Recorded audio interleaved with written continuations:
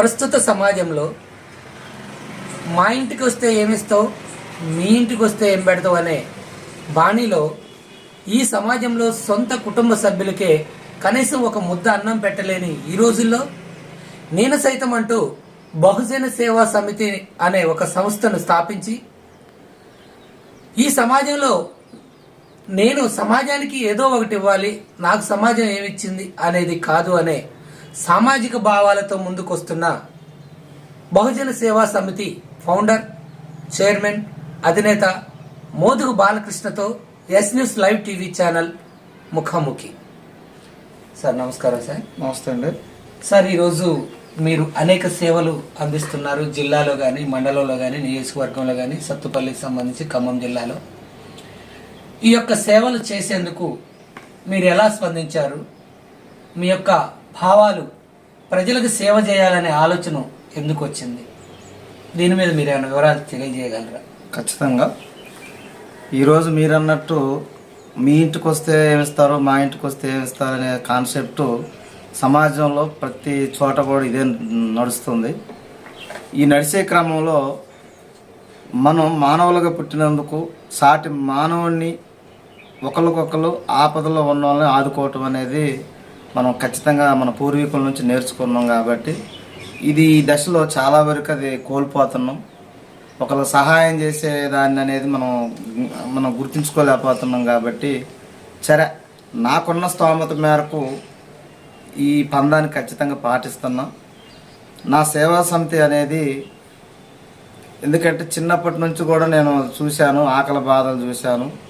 ఆ బాధలలో నుంచి వచ్చి మన దగ్గర ఉన్నది ఎంతో కొంత మనం కంటూ ఉంచుకొని కొంత ఏదో ఒకటి చేయాలనే దృక్పథంతోనే బహుజన సేవా సమితి స్థాపించడం జరిగింది.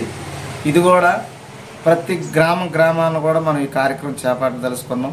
ప్రజెంట్గా అయితే మన దగ్గర ఉన్నది ఇప్పుడు చలికాలం వస్తుంది. ఎంతోమంది వృద్ధులు, వికలాంగులు, చిన్నపిల్లలు ఉన్నారు. కాబట్టి మండలంలో ఫస్ట్ చద్దర్ల కార్యక్రమం, తర్వాత వికలాంగులకి నిత్యావసర సరుకులు, బియ్యం పంపిణీ, తర్వాత చిన్నపిల్లలు ఒకడికి వస్తే స్కూల్స్లో ఉన్న పిల్లలందరికీ పెన్నులు, బుక్స్, తర్వాత కంపాక్సులు వాళ్ళకి అవసరమయ్యే సంబంధించి మొత్తం ఈ సేవా సమితి నుంచి ఇస్తున్నామండి.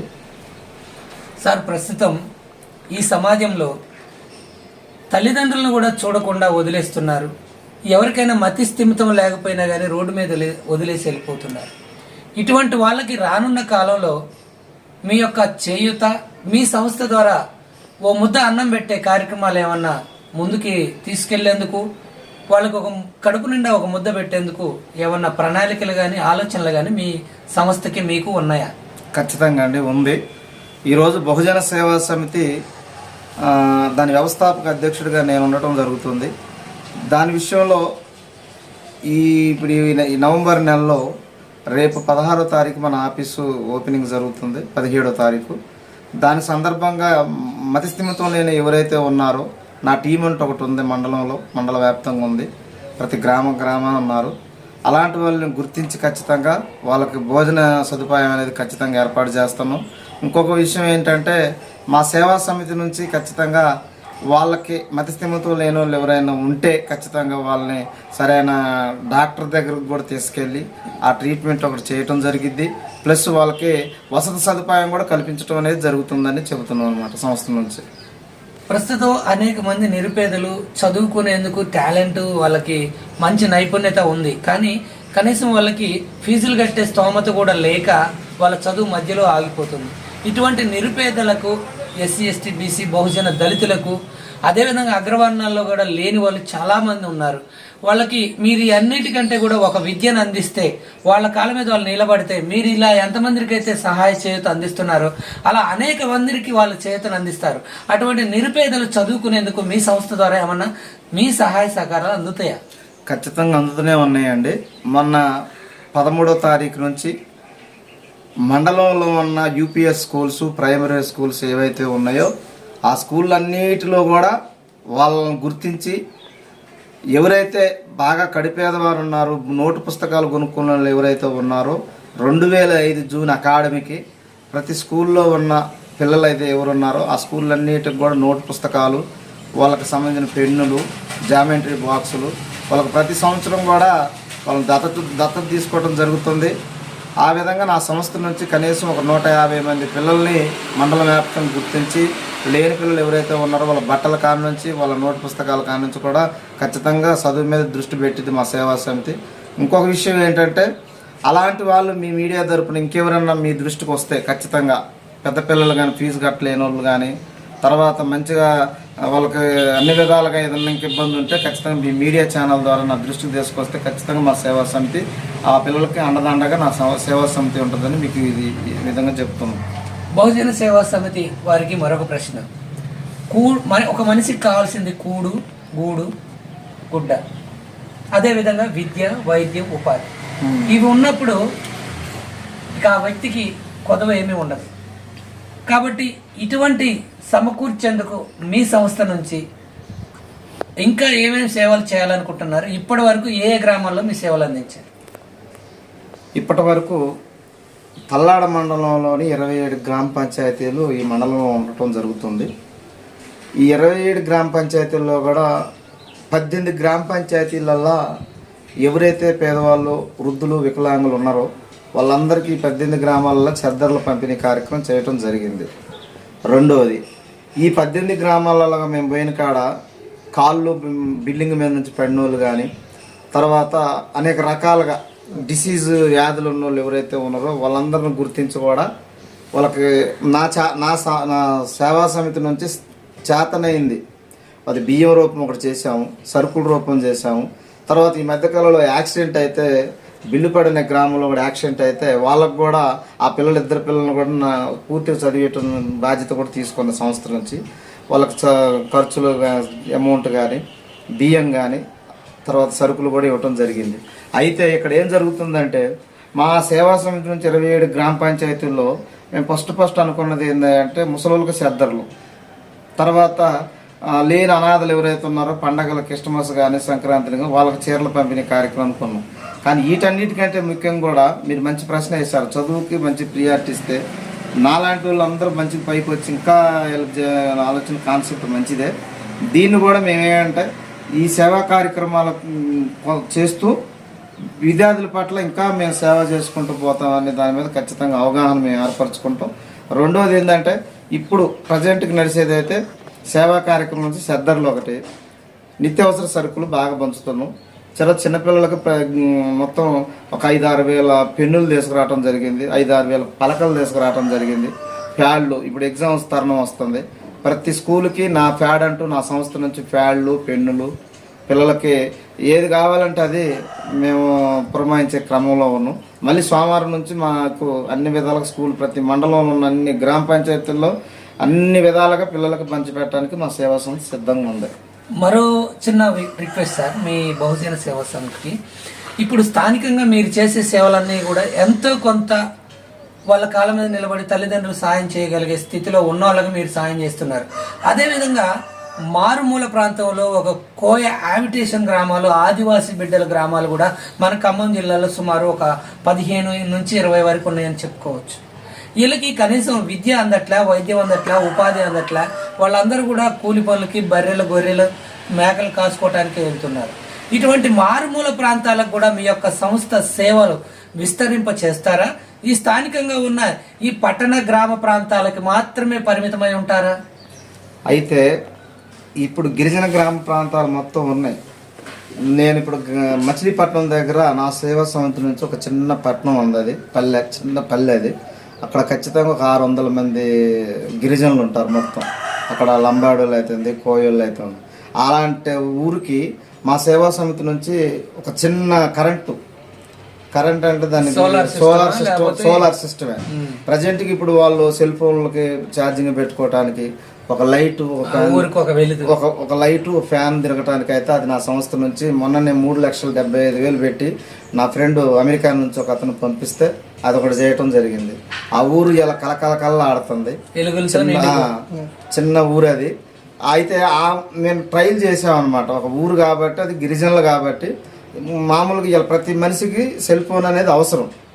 ఈ క్రమంలో ఒక ఊరికే కరెంటు లేని పరిస్థితి.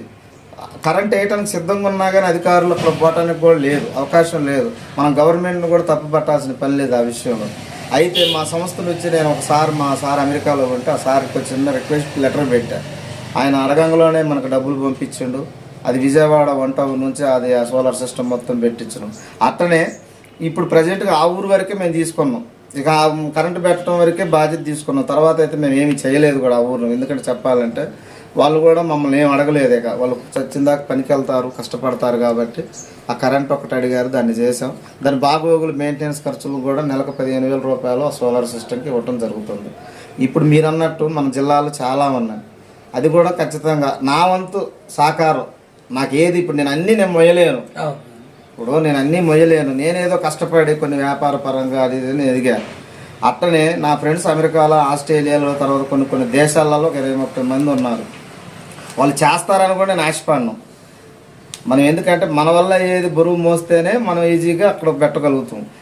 మనం మొయ్యలేని దేశపై వెళ్తే మధ్యలోనే అది ఆ బరువు అంతా నా మీద పడి నేనే కొలాప్స్ అయ్యే అవకాశం ఉంటుంది. కాబట్టి ఈ గిరిజన ప్రాంతాలకు పెట్టి నా శాతనైంది ఇప్పుడు భోజనం కానీ, అక్కడున్న పిల్లలకు చదువుకోవటానికి పుస్తకాలు కానీ అలాంటివి అయితే ఖచ్చితంగా సేవా కార్యక్రమం నుంచి ఖచ్చితంగా చేస్తాం.